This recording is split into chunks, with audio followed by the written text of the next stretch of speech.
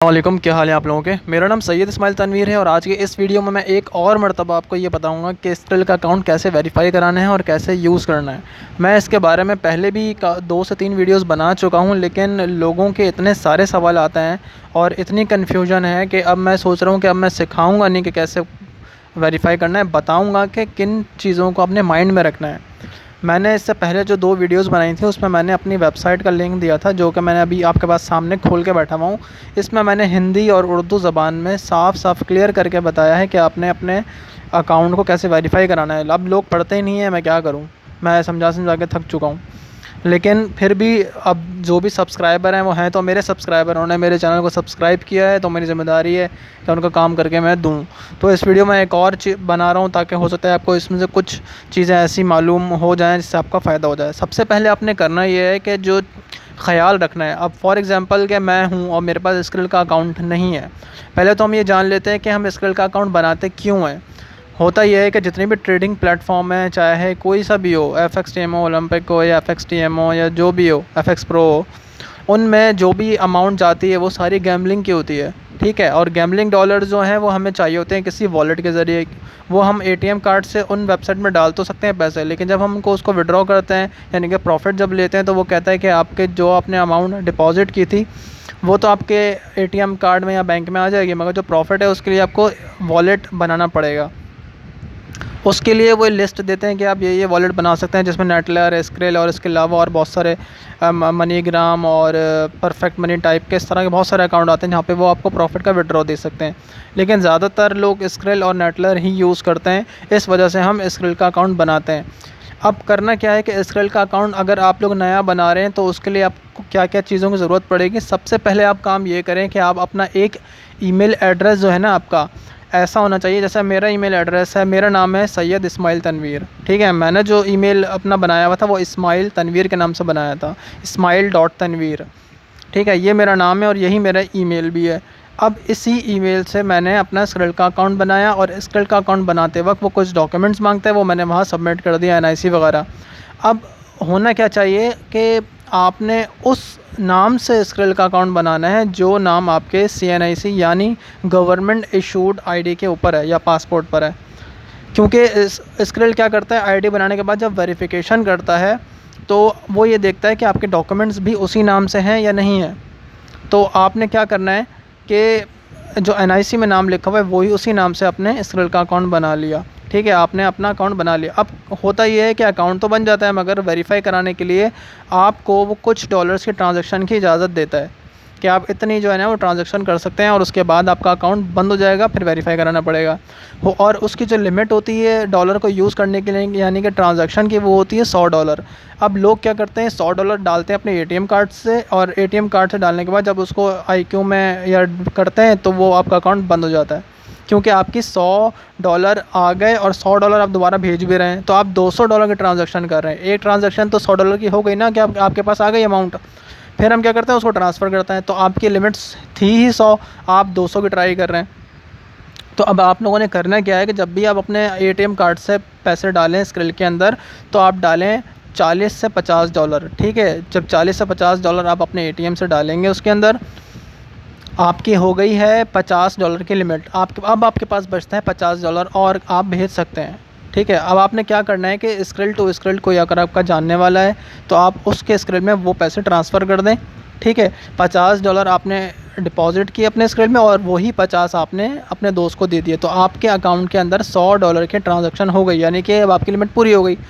अब $1 या $2 की भी ट्रांजैक्शन, यानी कि अब जब आप दोबारा मंगाएंगे अपने दोस्त से डॉलर वापस अपने स्क्रिल के अंदर, वो क्यों मंगाएंगे वो भी मैं बताता हूँ आपको। जब आप उसको वापस मंगाएंगे तब वो आपका अकाउंट बंद कर देगा, और बंद कर देगा तो आपके उस वक्त आपके अकाउंट के अंदर $1 या $2 होंगे जो कि फंस जाएंगे।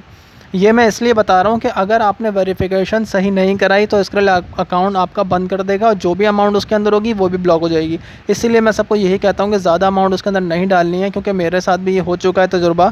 मेरे भी $100 जो थे वो फंस चुके थे और 100 के 100 फंस गए, मुझे ₹1 भी नहीं मिला।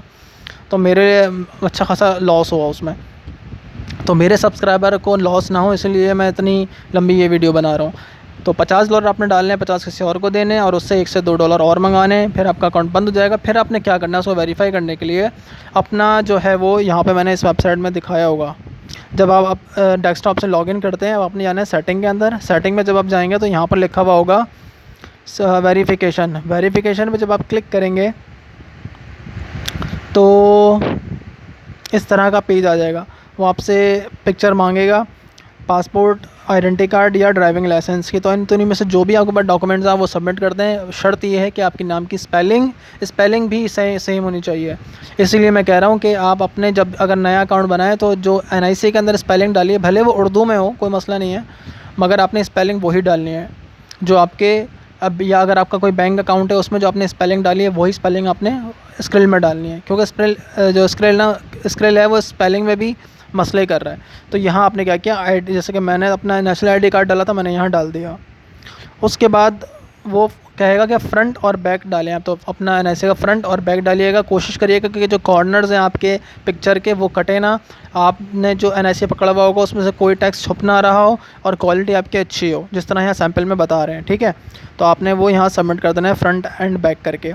उसके बाद ये वाला पेज खुल जाएगा आपके पास। उसमें वो ये बोलेगा आपको कि आप अपना एड्रेस वेरिफिकेशन करें। एड्रेस वेरिफिकेशन का मतलब ये होता है कि जो एड्रेस आपने CNIC के अंदर डाला है वही एड्रेस आपके जो है ना बाकी उसमें भी होना चाहिए। जैसे कि अब आप इसमें बैंक स्टेटमेंट डाल सकते हैं, अपना बिल डाल सकते हैं, इलेक्ट्रिसिटी क्रेडिट कार्ड डाल सकते हैं, या कोई भी ऐसा डॉक्यूमेंट्स डाल सकते हैं NIC के अलावा जिसके अंदर वही एड्रेस हो जो आपके CNIC में हो।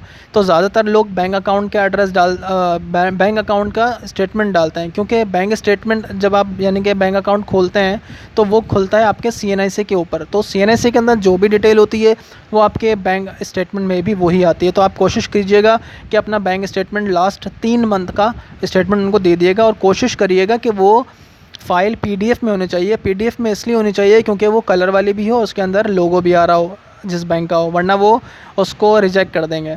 इसके लिए आपने करना ये होगा कि या तो आप अपने ऑनलाइन अपना अकाउंट खोलें बैंक का, और उसमें स्टेटमेंट होती है डाउनलोड करने की, तो वहाँ पे आप 3 महीने की PDF फॉर्मेट में आपने उसको डाउनलोड कर लेना है और देख लेना है कि सारी चीज़ें जो हैं वो कलर में हैं, लोगो आ रहा है कंपनी का, और आपका नाम और एड्रेस भी आ रहा होगा वहाँ टॉप पर। तो वो PDF फाइल आपने यहाँ पे बैंक स्टेटमेंट सेलेक्ट करने के बाद यहाँ पे आपने सबमिट कर देना है।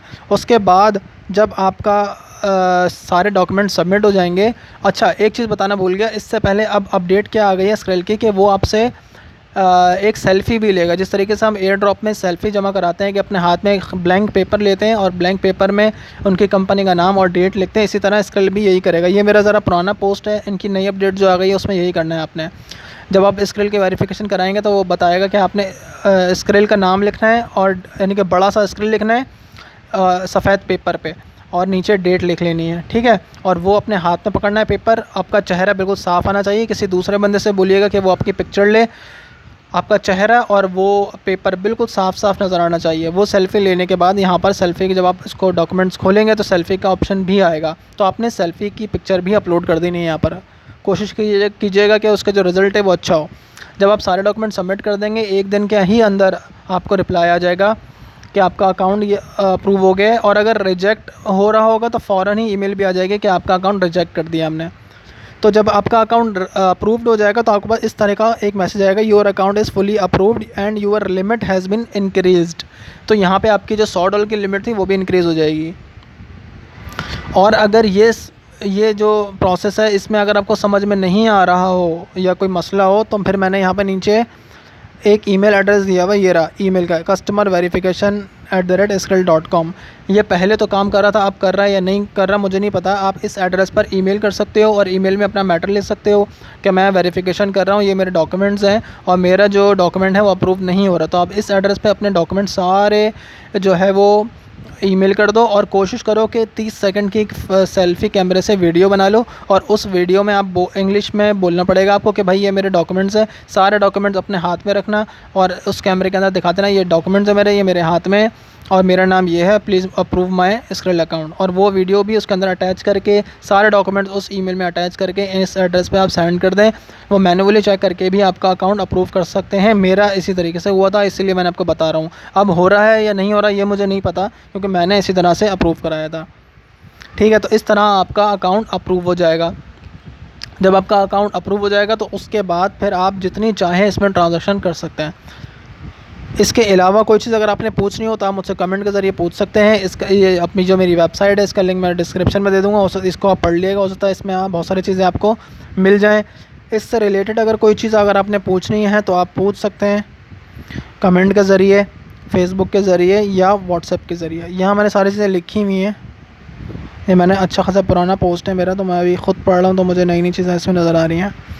खैर आप ये पढ़ लिएगा। फिर भी अगर आपको कोई इशू आए तो मैं यहाँ बैठा हूँ आपकी मदद करने के लिए।